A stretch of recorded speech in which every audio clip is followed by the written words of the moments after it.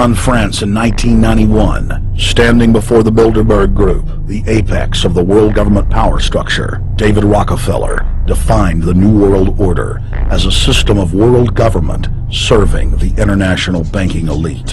For decades, the banker-owned media would attack anyone who dared to warn the public that a dictatorial world government was being constructed right under their nose, and that national sovereignty was being deliberately destroyed.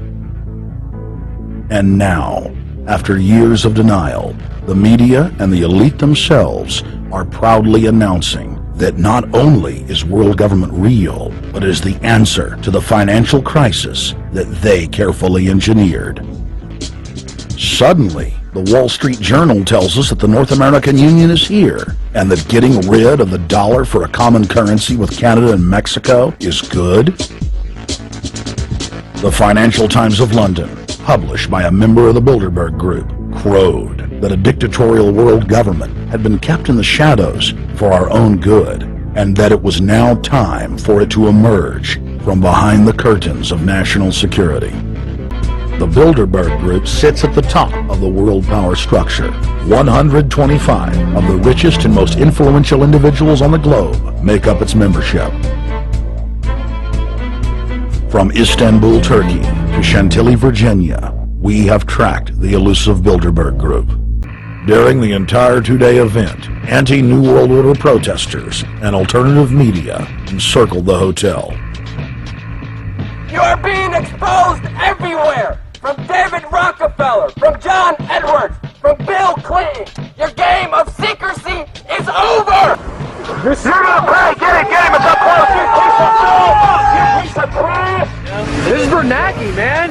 Bernanke, you're going down!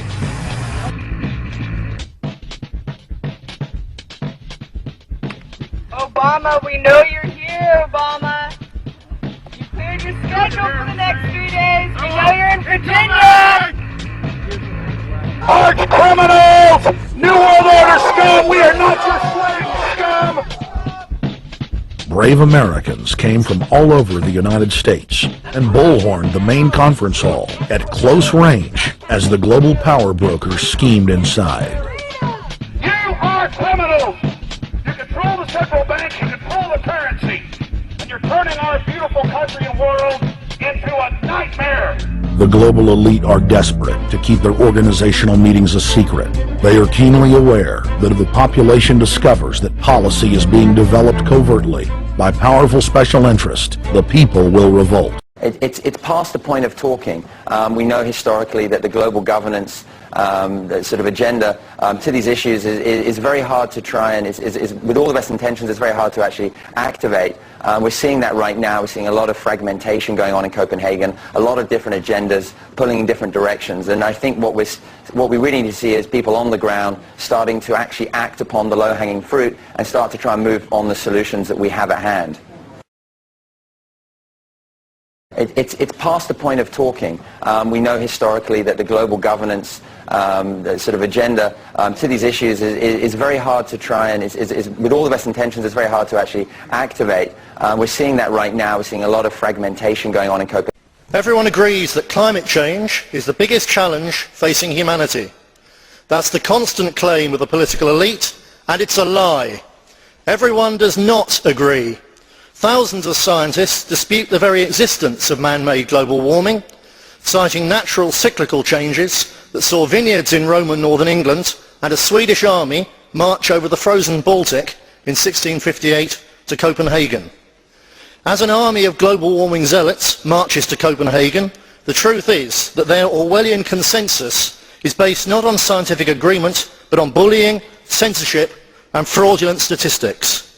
In the words of leading climatologist Professor Lindzen, future generations will wonder in bemused amazement that the early 21st century's developed world went into hysterical panic over a globally average temperature increase of a few tenths of a degree, and on the basis of gross exaggerations of highly uncertain computer projections contemplated a rollback of the industrial age.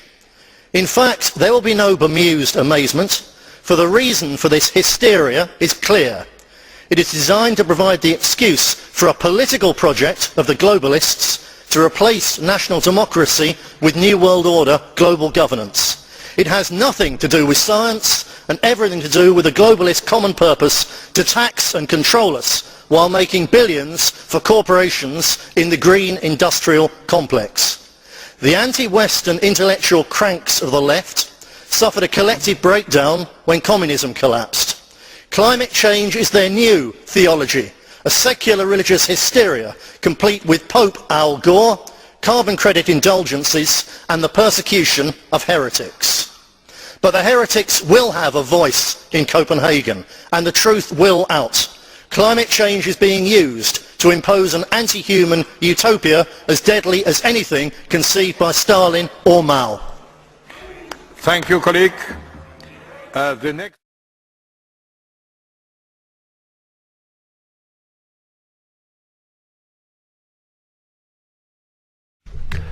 Mr. Bloom, for 1.5 minutes, please. Well, Mr. President, of course, you can tell I'm a scarecrow because I don't dress like a scarecrow.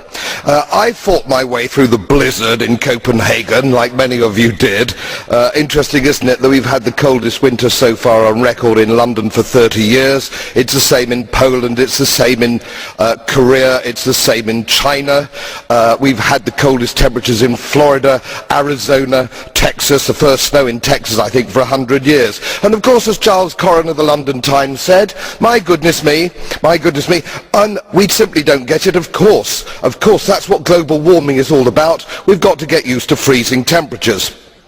Well, we've seen the Al Gore hockey stick, which is still, I gather, being shown in London state schools. Al Gore, snake oil salesman, crook. We've seen Professor Jones from the East Anglia University, crook. And now, you won't know about this yet because it's been kept out of the public domain, the New Zealand National Climate Database, and I have the figures here, all fraudulent. When are you all going to wake up? Scam, scam, scam. Senor Bloom. All these new challenges are bringing together about the biggest restructuring we have ever seen, not just of the global economy, but of the global order as a whole. And 200 years ago, a famous British foreign secretary said that the new world had been called into existence to redress the balance of the old. In 1990, another old world ended, dominated by the Cold War, and people talked then, in 1990, of the new world order. What they actually meant then was a new political order, and what was not foreseen then, but is obvious now from everything that we see and feel, what we experience in every day of our life, is the sheer scale and speed and scope of globalization. But it's only now that we can begin to understand that the world order that globalization brings and what it's going to look like is driven forward now not just by the balance of military strength, the Cold War times, or ordinary political power. It's being driven forward by a seismic shift in economic power that we see around us. But what does the New World Order mean for countries like ours who are looking to succeed? I suggest that the countries that are going to succeed are those that combine flexibility, free trade, open markets, proper stewardship of the environment, and investment in education, infrastructure, and innovation. And the question for us is how we meet and master all these challenges to ensure that Britain enhances its competitiveness in the process and realizes what I believe is our destiny of success in this new world order. So, in conclusion, ladies and gentlemen, a new world is emerging. It is a new world order with significantly different and radically new challenges for the future.